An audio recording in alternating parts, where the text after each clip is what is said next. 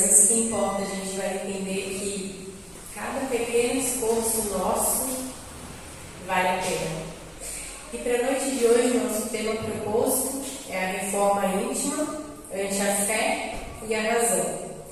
Eu aposto que a maioria de nós aqui já escutou essas duas palavrinhas, reforma íntima, que num primeiro momento elas parecem ser tão simples, mas que na prática do nosso dia a dia é realmente desafiador a gente colocar isso em prática, não é mesmo? Para que a gente possa entender esse tema proposto aqui para a noite de hoje, vamos começar entendendo o que significa a reforma. Quando nós falamos sobre essa parte de reformar, o que vem à nossa mente num primeiro momento? É essa atitude de nós podermos reorganizar alguma coisa ou modificar alguma coisa que não nos agrada, que nós queremos melhorar. E aí a gente pode pensar na nossa casa. Não sei se todo mundo aqui ou se alguém aqui já fez uma reforma em casa, mas dá trabalho. Meu Deus, da bagunça, da sujeira, parece que nunca vai acabar. Não é bem assim? E quando a gente fala da nossa reforma íntima, que é essa nossa reforma interior, nós não estamos falando sobre esse ato de modificar ou de transformar a nossa casa material. Mas nós estamos falando sobre essa transformação moral e espiritual na nossa casa mental. É nós avaliarmos tudo aquilo, todos aqueles sentimentos, atitudes, pensamentos que são nocivos para nós e que muitas vezes podem ser nocivos também para os outros, e nós transformarmos essas atitudes, esses pensamentos e esses sentimentos, realmente renovar tudo isso. E ao mesmo tempo dessa renovação, é nós cultivarmos todas aquelas virtudes que Jesus veio nos ensinar: o amor, a caridade, a humildade, o perdão. Isso, resumidamente, é a reforma íntima. Mas a gente pode perceber que o nosso tema aqui não é só a reforma íntima. E aí isso pode até parecer um pouco curioso. O nosso tema aqui é a reforma íntima ante a fé e a razão. Por quê? Quando nós falamos sobre a fé é aquilo que vai nos direcionar. A fé é aquilo que vai nos dar a confiança de que existe alguma coisa maior. É aquilo que vai nos dar essa confiança de que nada é por acaso. É o que nos dá esperança. Tem quem diga ainda que a fé e a esperança são praticamente irmãs. E eu acredito particularmente nisso também. A fé ela é aquilo que vai nos mostrar que existe alguma coisa além e que tudo tem um propósito. E que vai nos fazer avaliar que Deus, sendo justiça, amor e sabedoria suprema, Ele não iria fazer o universo, todos esses planetas, todo esse mundo maravilhoso, as florestas, os mares, as estrelas, os animais e toda a criação, para que tudo isso acabasse no nada depois da morte física. Isso é a fé. É o que nos direciona mesmo nos momentos que nós estamos passando por dificuldades. É ela que nos sustenta. E a razão? A razão é a capacidade que cada um de nós tem de refletir, analisar e discernir as nossas atitudes e os nossos pensamentos. É a razão que vai nos ajudar a olhar para dentro de nós, identificar as nossas imperfeições e compreender que nós precisamos mudar. A razão serve para isso quando a gente fala da nossa reforma interior. Se a nossa fé ela vai nos dar essa coragem para que nós possamos continuar seguindo, a razão ela vai nos mostrar como nós podemos fazer tudo isso. A razão ela vai funcionar como um filtro que vai separar o que é nocivo do que é útil para nós. E principalmente ela vai nos auxiliar para que a nossa fé não fique só na teoria, para que a gente possa praticar a nossa fé, transformar toda essa fé que nós temos em atitudes diárias.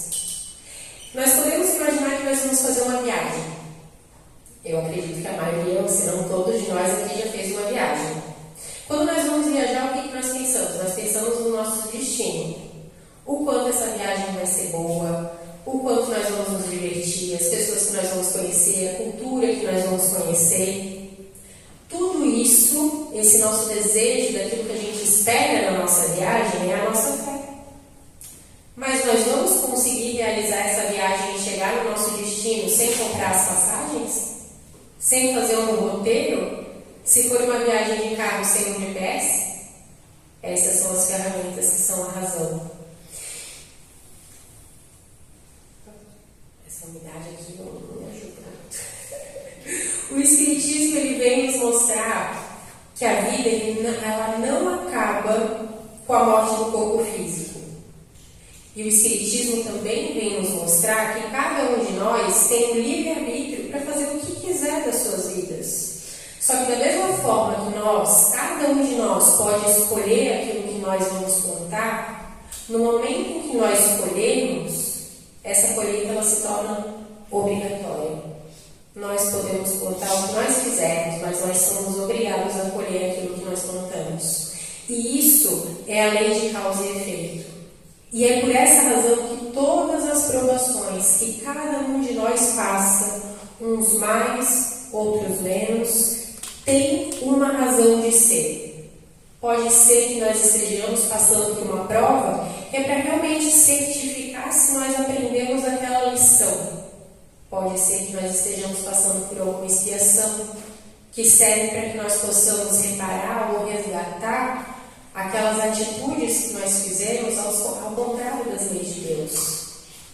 E essa mesma doutrina espírita que nos ensina tudo isso, ela não pede que nós acreditamos nisso tudo, que nós acreditemos nisso tudo só pela fé.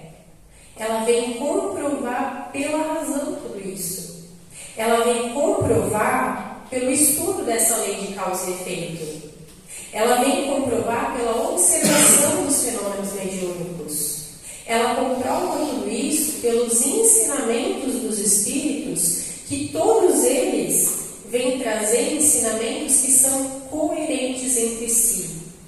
E mais do que isso, a doutrina espírita ela vem nos provar pela razão tudo isso que a gente está falando aqui, quando a gente coloca a lógica ao nós analisarmos a nossa vida pela ótica da reencarnação.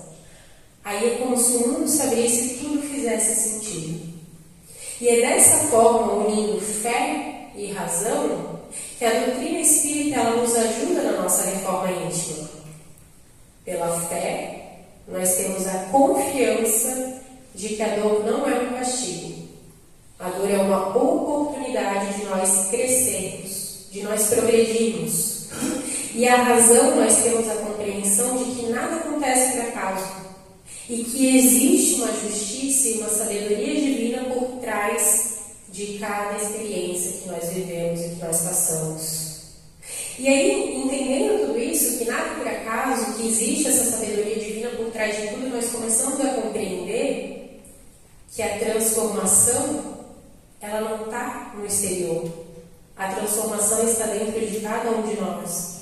E de nada adianta nós queremos um mundo totalmente transformado, uma sociedade melhor para nós vivermos, um mundo melhor para as próximas gerações ou para nós, se nós não começarmos por dentro de nós essa transformação que nós queremos ver, essa transformação que nós queremos vivenciar. Lá no Livro dos Espíritos, na questão 115, Kardec ele faz a seguinte pergunta: dos espíritos, uns terão sido criados bons e outros maus? Será que algum de vocês já se fez essa reflexão? Como que Deus criou esses espíritos? Existem os puros, os que eram chamados de anjos, e os que Deus criou mal? E aí a espiritualidade vem trazer a resposta para nós. E eles dizem o seguinte: Deus criou todos os espíritos simples e ignorantes. Todos nós somos criados da mesma forma, simples e ignorantes. A cada um, Deus deu determinada missão com o fim de esclarecê-los e de os fazerem chegar progressivamente à perfeição. E aqui eu vou abrir um parênteses, porque em uma outra questão do Livro dos Espíritos, eles falam que a perfeição é relativa, porque a gente não conhece a perfeição. Aquilo que a gente acha perfeição ainda não é. E aí os Espíritos seguem progressivamente para chegar a essa perfeição pelo conhecimento da verdade para aproximá-los de si. Nessa perfeição é que eles encontram a pura e a eterna felicidade. Passando pelas provas que Deus lhes impõe, é que os espíritos podem adquirir o conhecimento. Alguns espíritos aceitam submissos essas provas e chegam mais depressa à meta que foi dada. Só que alguns só suportam essas provas murmurando. E aí, pela falta que estão fazendo, que estão cometendo, murmurando pelas provas que muitas vezes nós mesmos escolhemos, nós permanecemos afastados da perfeição e da prometida felicidade. A reforma interior é justamente esse caminho para que a gente consiga avançar espiritualmente, para que nós consigamos conquistar a nossa felicidade. Só que muitas vezes nós pensamos o quê? Que a felicidade ela vem de fora. Muitas vezes nós buscamos a nossa felicidade nos cargos que a gente ocupa, nos cargos sociais, nos cargos de trabalho. Muitas vezes nós acreditamos que a felicidade nós vamos conseguir conquistar com as coisas que nós adquirimos materialmente, com o patrimônio que a gente acumula ao longo da nossa jornada terrena. Mas a gente se engana, porque a verdadeira felicidade que os espíritos amigos eles vêm nos falar aqui na resposta para essa questão, nós só vamos conseguir conquistar quando nós formos capazes de transformar todo o nosso orgulho que nós ainda temos dentro de nós em humildade. Quando nós formos capazes de transformar o egoísmo em amor. Quando nós formos capazes de transformar amargos e sentimentos que nós ainda sentimos em amor verdadeiro e perdão. Sem nós fazermos essa reforma, essas transformações, nós, em primeiro lugar, não vamos conquistar a nossa felicidade e nós vamos seguir em conflito conosco e com os outros. E como Kardec bem diz, não basta que a gente só esteja aqui numa doutrinária, que a gente estude a doutrina espírita. É claro que tudo isso é super importante e são ferramentas que nos auxiliam. Mas o que Kardec fala do verdadeiro espírita? O verdadeiro espírita se reconhece pela transformação moral e pelo esforço em domar as suas más inclinações. Nós realmente seremos verdadeiros espíritas se nós estivermos comprometidos com essa nossa mudança interior, em domar as nossas más inclinações. E por vezes a gente falando assim, né, em reforma íntima, às vezes a gente pensa em grandes saltos evolutivos, mas se engana quem pensa que a reforma interior é pensar em grandes saltos quânticos de transformação. Não, a reforma íntima não é isso. A reforma íntima é o nosso cotidiano. São as pequenas escolhas que a gente faz diariamente. É a forma como nós tratamos as pessoas. Qualquer pessoa que cruza nosso caminho. É a paciência que nós temos diante das dificuldades e das provações que nós estamos passando. É a maneira como nós reagimos naquele momento em que nós somos contrariados. que alguém fala o inverso daquilo que a gente quer escutar. E principalmente é a disposição em perdoar e em servir ao próximo sem esperar absolutamente nada em troca. Hermance Dufour, ela fala no seu livro, Hermance Dufour é um espírito, né? Que ela fala no seu livro Reforma Íntima Sem Martírio, e eu recomendo muito que quem não conhece esse livro busque e faça a leitura, porque como o próprio nome já diz, ele nos ajuda muito a nós fazermos a nossa reforma interior sem nos martirizarmos. Lá no seu livro, no início do livro, ela fala o seguinte: sem alimentar fantasias de saltos evolutivos, dê um passo atrás do outro. Sem ansiar pela grandeza das estrelas, ame-se na condição de singelo pirilampo que se esforça por fazer luz na noite escura. Faça as pazes com as suas imperfeições. Descubra quais são as suas qualidades. Acredite nas suas qualidades. E use essas suas qualidades a serviço das suas metas de crescimento espiritual. Essa é a fórmula da verdadeira transformação. Num trecho tão pequenininho aqui do livro, a gente já tem tantos ensinamentos. Imagina no restante do livro. E vocês vão ver que várias partes aqui da nossa noite eu vou trazer algumas situações que Dufour fala nesse livro, Reforma Íntima Sem Martírio. Então, como ela bem coloca aqui, essa transformação interna, ela não é simplesmente acordar de um dia para o outro e nós estaremos completamente transformados e modificados. Até porque a gente precisa avaliar há quantos séculos e talvez há quantas encarnações a gente retorna para tentar reparar as mesmas falhas. Aquela mesma coisinha que nos faz falir encarnação por encarnação. Então, não adianta nós acharmos, nós acreditarmos na ilusão de que a nossa reforma vai acontecer do dia para a noite. É um processo gradual, só que nós precisamos de comprometimento. Quando a irmã nos diz para que nós não ansiemos pela grandeza das estrelas, mas que nós possamos nos amar na condição de singelo pirilampo, o que ela está querendo dizer aqui? Para nós termos o cuidado de nós não nos compararmos com aqueles irmãos nossos que já estão muito mais evoluídos, com aqueles espíritos que nós conhecemos que vieram à Terra como missionários, porque a partir do momento que nós fazemos esse tipo de comparação, nós vamos desanimar, porque nós não podemos nos esquecer que Deus, Ele vai se alegrar por cada esforço sincero que nós fizermos na nossa auto-melhora. E que esses nossos irmãos, que já estão muito mais evoluídos que nós, com certeza, eles também já passaram por esse processo que hoje nós estamos passando. Com esse olhar de nos reeducarmos, de nós melhorarmos dia após dia.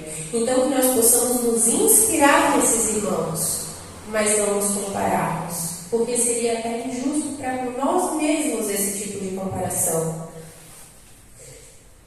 Quando nós nos cobramos por esse perfeccionismo, por aquela ideia de eu não posso mais falhar, o que vai acontecer? Nós vamos cair na culpa, nós vamos nos martirizar. E a reforma íntima não é para ninguém se sentir culpado ou se sentir martirizado. Não é isso que o Evangelho nos propõe. O Evangelho não quer que a gente esconda as nossas falhas debaixo do tapete. Muito ao contrário, nós precisamos enxergar aquilo que ainda está doente dentro de nós para que seja possível ser transformado. Lá na questão 919 do Livro dos Espíritos, nós temos uma pergunta que vai nos responder como nós podemos realizar essa reforma interior. Santo Agostinho ele é categórico.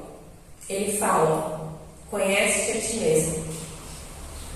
Para nós conseguirmos fazer essa nossa transformação, nós precisamos nos conhecer. E lá nessa questão 919, nós vamos ter praticamente um roteiro de como a gente pode trabalhar o autoconhecimento para que a gente possa nos melhorar e nos transformar. Mas eu vou resumir de uma forma em que ele diz assim, que ao final de cada dia, nós possamos avaliar como foi o nosso dia de hoje. E nós devemos nos perguntar, o que eu fiz hoje? Eu cumpri os meus deveres? Será que eu magoei alguém? Eu fiz algo que, se fosse outra pessoa fazendo, eu censuraria? E essa pergunta eu até diria que talvez seja a melhor de todas. Por quê? Muitas vezes o orgulhoso, quando ele vai agir de alguma forma, ele não vai dizer que ele agiu por orgulho. Ele vai dizer que ele agiu com dignidade. Muitas vezes, quando nós fazemos essa nossa reflexão das formas, da forma que nós temos agido, pode ser que a gente esteja agindo dessa forma, como se fosse um orgulhoso, dizendo que não agiu com orgulho, foi com dignidade. Então, quando nós nos questionamos se a atitude que nós tomamos, outra pessoa tomasse essa mesma atitude e nós censurássemos, nós vamos ter a resposta se essa atitude foi realmente uma atitude louvável ou não. E Santo Agostinho ele ainda nos sugere na continuidade, porque nessa questão 919 tem 919 e 919A. Então é uma questão assim, uma resposta bem longa. Santo Agostinho ele ainda diz que nós podemos nos questionar o seguinte: se Deus me chamasse agora, ou seja, se nesse momento nós desencarnássemos, eu teria vergonha de alguma coisa? Eu estaria preparado para apresentar as minhas ações? Que a gente possa começar por aqui o nosso autoconhecimento. Porque se eu ter vergonha de alguma coisa, nós já conseguimos identificar aquilo que nós podemos melhorar. E todos nós aqui temos tempo. Porque todos nós temos o aqui, o agora, o presente. Nunca é tarde. Se nós fizermos todas essas reflexões ao final de cada dia, nós estaríamos interrogando a nossa consciência e nós conseguiríamos revisitar e renovar as nossas atitudes, os nossos sentimentos e as nossas intenções. O conhecimento de si próprio é a chave para o nosso progresso espiritual, para o nosso progresso moral. A reforma íntima de cada um de nós, ela vai começar no momento em que nós tivermos coragem de olhar para o espelho da consciência e admitir que nós temos falhas e entender aonde nós podemos melhorar. E realmente precisa de coragem, porque é desafiador nós olharmos para o espelho da consciência e admitirmos que nós somos falhos, que nós erramos, e muito mais coragem ainda para nós conseguirmos agir de forma diferente ao que nós viemos agindo ao longo de tanto tempo. Só que Irmã Foucault, ela vem nos dizer que só o autoconhecimento não basta. Ela vem nos dizer que o autoconhecimento é um dos passos que nós devemos tomar para que a gente consiga fazer essa nossa reforma interior. E ela, no livro, ela vai dizer 13 passos que nós devemos fazer, 13 atitudes que nós devemos ter para que nós consigamos fazer essa nossa renovação. A primeira atitude que ela nos fala é a postura de aprendiz. Se nós nos colocarmos nessa postura de aprendiz, nós vamos entender que nós sempre temos algo novo para aprender, que nós não sabemos tudo.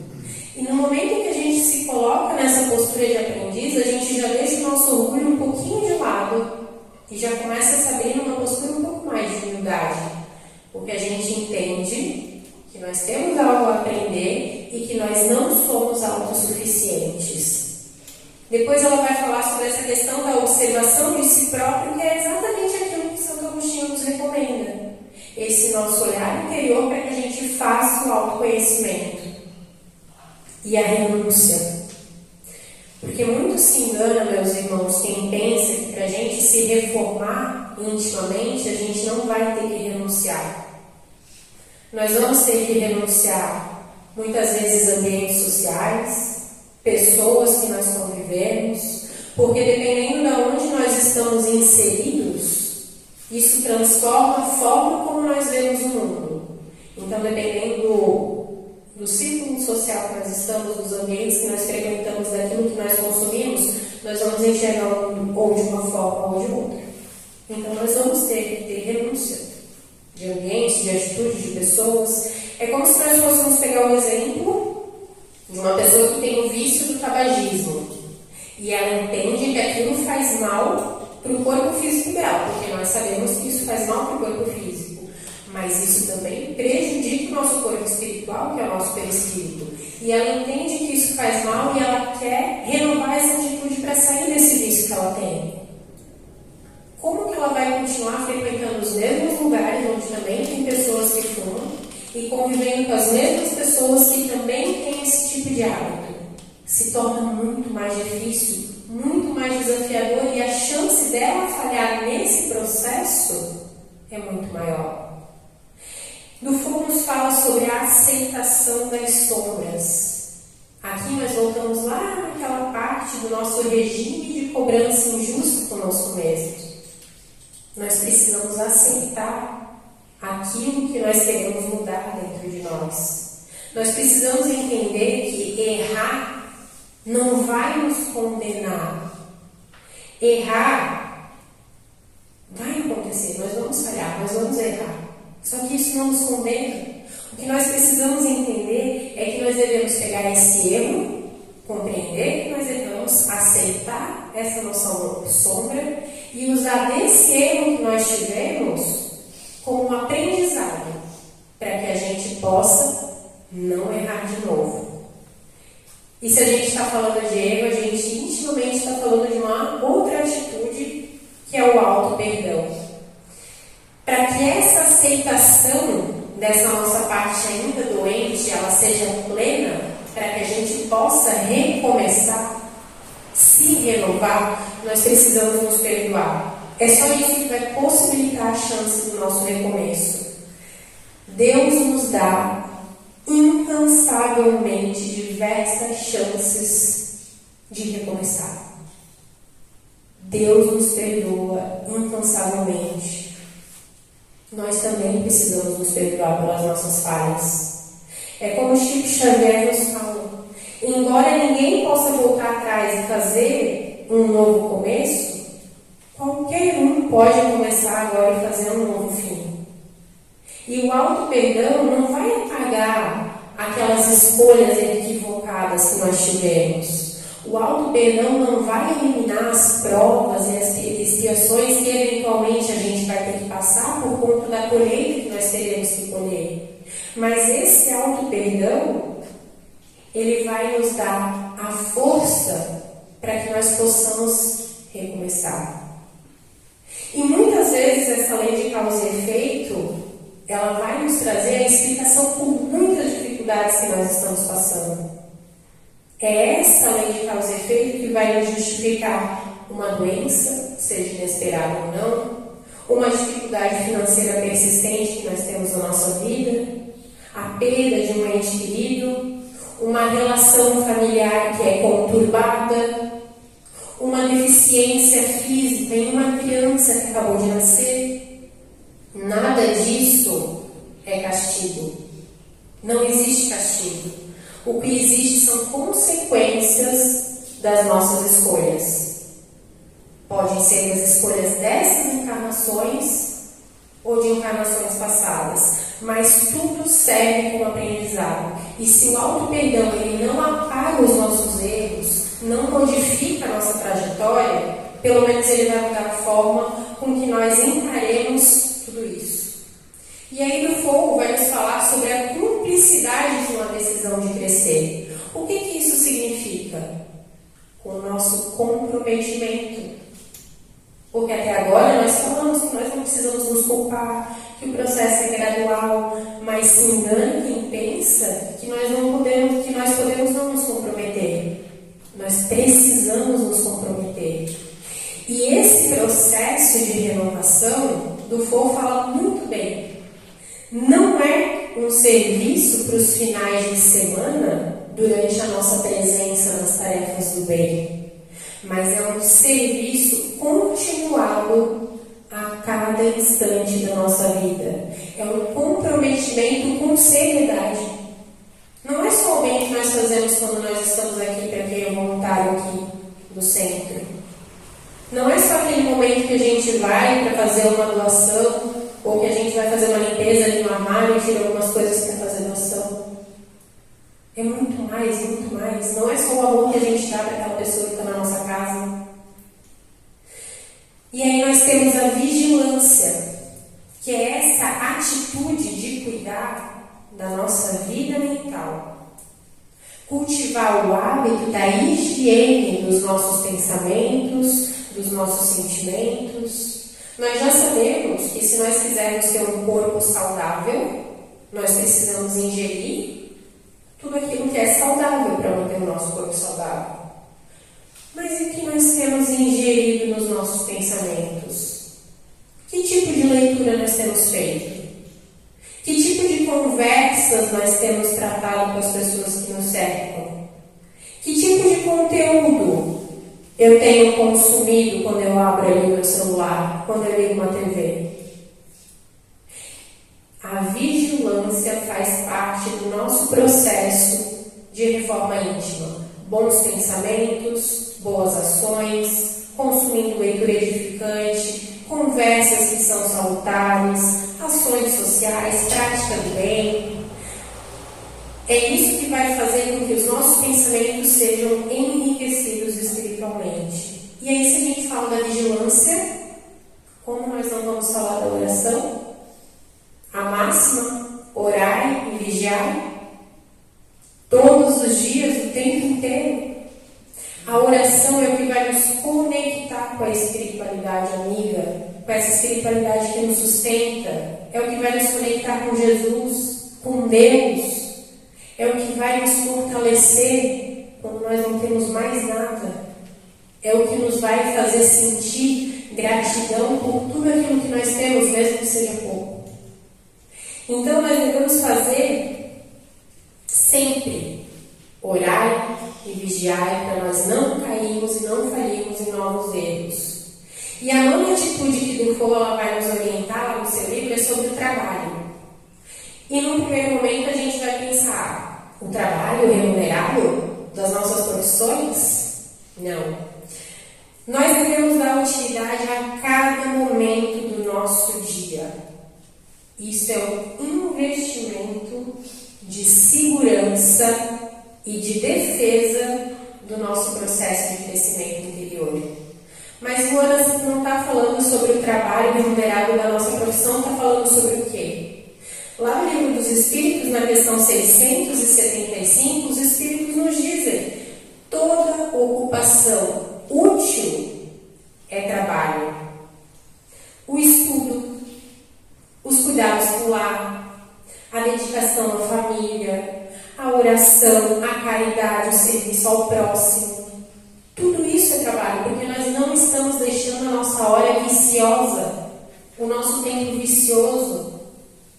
Nós precisamos dar utilidade ao tempo que nós recebemos. E aqui eu até faço uma união da vigilância com o trabalho. Quantos de nós, quando acaba o nosso horário ali de trabalho remunerado, a gente se joga na cama, se joga no sofá e vai consumir o quê? Uma TV, que às vezes faça coisa que só nos bombardeia para o caminho errado, ou aqui, ó, no celular, rolando a tela e consumindo sabe-se lá o quê? A gente não está nem usando essa atitude do trabalho que do fogo nos orienta e nem cuidando da nossa vigilância.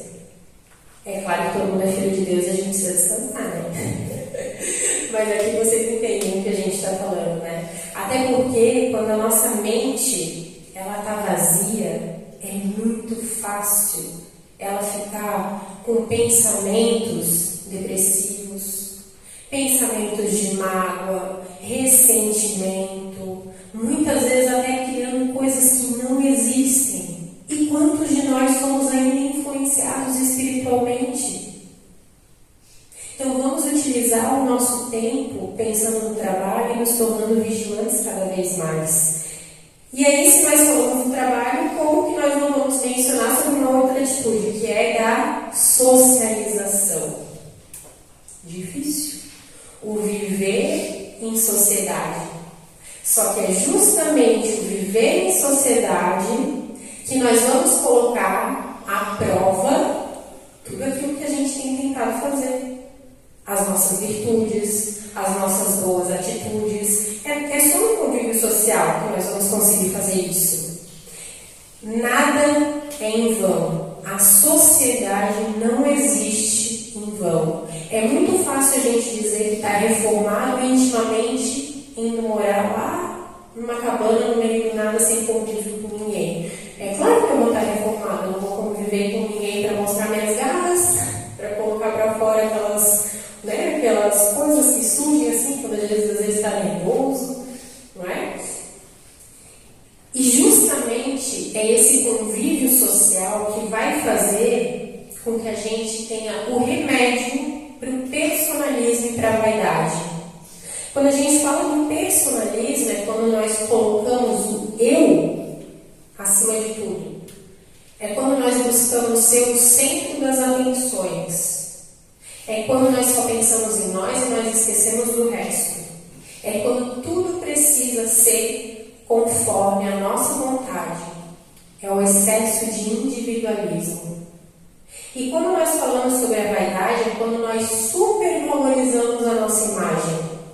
E quando a gente fala de supervalorizar a imagem, não é só a imagem aqui material, a imagem física. É supervalorizar também a imagem intelectual, a imagem espiritual, acreditando que nós somos os donos da verdade, acreditando que nós somos os mais inteligentes. Quantos de nós, às vezes, a gente não se acha superior porque nós frequentamos a doutrina espírita e tem outro irmão nosso que segue uma outra vertente religiosa? Será que nós não estamos caindo aqui na vaidade de nos acharmos superiores? E se nós pararmos para refletir, tanto o personalismo quanto a vaidade, eles vêm de um lugar que no Livro dos Espíritos nós vamos encontrar diversas vezes falando, que são as chagas da humanidade. Vem do orgulho e do egoísmo. A maior parte das nossas atitudes equivocadas vem daí. As 3 últimas atitudes que Dufour ela vai nos dizer, para fechar com essa chave de ouro, essa orientação sobre a reforma íntima, é sobre a tolerância, amor incondicional e caridade. Deus é tolerância, Deus é amor, e a caridade é quando todo esse amor e toda essa tolerância transborda. Quando nós falamos de tolerância, a gente não está falando para a gente se conformar com o mal, ser conivente com aquilo que é errado, mas é nós compreendermos que cada um de nós está em um estágio evolutivo diferente da evolução. Cada um de nós. E a partir disso nós compreendemos que o outro, ele não vai agir de acordo com aquilo que nós estamos esperando que ele haja. Porque cada um de nós está em um degrauzinho dessa escada. Quando nós agimos com tolerância, nós começamos a respeitar o tempo do outro. Porque nós também precisamos dessa tolerância para com as nossas imperfeições. E se for difícil a gente exercitar essa tolerância, porque eu acredito que seja difícil, que nós possamos imaginar crianças de 5 anos, por exemplo, e nós como adultos. Nós como adultos, nós podemos cobrar dessas crianças de 5 anos as mesmas atitudes que nós como adultos teríamos? Nós não temos como cobrar de uma criança de 5 anos que ela aja como um adulto. Então, que nós possamos imaginar esses irmãos que estão num degrauzinho atrás de nós, nessa escada evolutiva, como essas crianças de 5 anos. São crianças espirituais que precisam de tolerância, Da mesma forma como nós somos crianças espirituais, quando esses espíritos mais evoluídos olham para nós. Nas nossas orações nós não pedimos misericórdia, nós não pedimos amparo dessa espiritualidade que nos assiste. Nós também temos irmãos que precisam da nossa tolerância, do nosso amparo, do nosso direcionamento quando possível e o mais importante, do nosso exemplo. Se for difícil exercer a tolerância, façamos esse exercício, porque quando a gente passar a enxergar o mundo pelas lentes da tolerância e uma pessoa cruzar a nossa frente no trânsito, a gente não vai ter vontade de xingar e de botar a mão na buzina com raiva. Quando alguém nos fizer algum mal, a gente não vai ter vontade de retribuir. Quando alguém xingar uma outra pessoa, a gente não vai ter vontade de revidar, a gente não vai ficar com raiva. A gente vai sentir amor, piedade e vai querer acolher. Isso é a verdadeira tolerância. Mas não é passar a mão na cabeça do outro, porque da mesma forma que aquela criança, ela precisa passar pelo aprendizado por ter cometido um erro, o nosso irmão que errou também precisa entender que errou e também precisa passar pelo aprendizado. Mas a tolerância é nós termos essa paciência e esse consolo, esse acolhimento, entendendo que cada um de nós vai colher aquilo que semeou, mas que também cada um de nós precisa do amparo. E aí nós vamos falar sobre esse amor incondicional que talvez seja o mais desafiador, porque todos nós estamos acostumados a amar com condição. A gente ama quem nos ama, a gente faz bem para quem nos faz bem. Isso é amar com condição. Só que nós devemos amar sem esperar nada em troca. Nós devemos amar sem nenhuma condição, porque é isso que Deus faz conosco. Ele nos ama apesar das nossas faltas, e nós devemos amar o próximo apesar dos seus erros. Queremos exemplo maior do que Jesus com esse amor? Que mesmo na cruz ele seguiu nos amando? Que mesmo depois de 2000 anos ele tendo passado materialmente aqui pela terra, nós continuamos errando e continuamos não compreendendo a sua mensagem, mas ele continua nos amando? Esse amor condicional é o que, esse amor incondicional é o que nos liberta das nossas mágoas, dos nossos ressentimentos. E quando finalmente nós conseguimos amar sem nenhum tipo de condição, nós vamos parar de esperar que o outro aja como nós gostaríamos que ele agisse, e nós vamos passar a aceitar o outro simplesmente como ele é. E esse amor é assim que se dessa a nossa reforma interior. Só que nós ainda temos a caridade para fechar tudo isso. E como bem nos lembra Kardec, fora da caridade não há salvação. E a gente se engana quando a gente pensa que a caridade é só material. A caridade é muito além disso. A caridade ela vai ser quando nós nos dispormos a servir, a consolar, a ouvir, a perdoar. Nós temos perdoado? Perdoar também é um ato de caridade. É nós nos calarmos diante de alguma ofensa, mesmo quando a gente tem vontade de retrucar. A caridade também é nós termos paciência com aquele familiar que é difícil. A escutar quando alguém precisa falar, mesmo quando a gente está cansado. Toda vez que nós estendemos a mão para alguém, seja através de um sorriso, de uma palavra amiga, de um ato de bondade, nós estamos exercendo a caridade. E a caridade não é só o que nós fazemos para com o outro. A caridade é o que ela faz conosco, porque a caridade nos transforma. A caridade vai nos colocar cada vez mais próximo de Deus. Que nós possamos sair daqui hoje, meus irmãos, entendendo que a reforma íntima, ela não é exigir de nós essa perfeição, essa transformação que é imediata do dia para a noite, porque isso vai gerar o quê? Ansiedade, culpa, desânimo, porque nós vamos parar. Que nós possamos compreender, e esse é o convite que Jesus nos faz, que a nossa reforma interior ela é um processo gradativo, um passo de cada vez. Como Foucault coloca lá no seu livro quando ela diz: o singelo pirilampo que ilumina a noite com a sua pequena luz. Que nós possamos ser esses pequenos vagalumes que com uma mini luz iluminam algum lugar. Que nós possamos exercer a nossa tolerância no nosso convívio diário, com as pessoas que estão próximas a nós e com as que estão mais distantes também. Que nós possamos exercer a caridade com perdão. E que nós não percamos a confiança de que o tempo inteiro nós estamos sendo amparados e guiados para nos auxiliar nesse processo.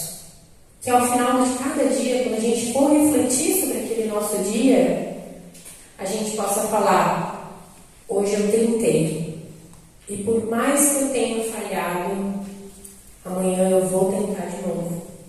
Porque é só assim, meus irmãos, só dessa forma que a gente vai encontrar a verdadeira felicidade que a gente tanto busca, a verdadeira plenitude, aquilo que Jesus nos prometeu.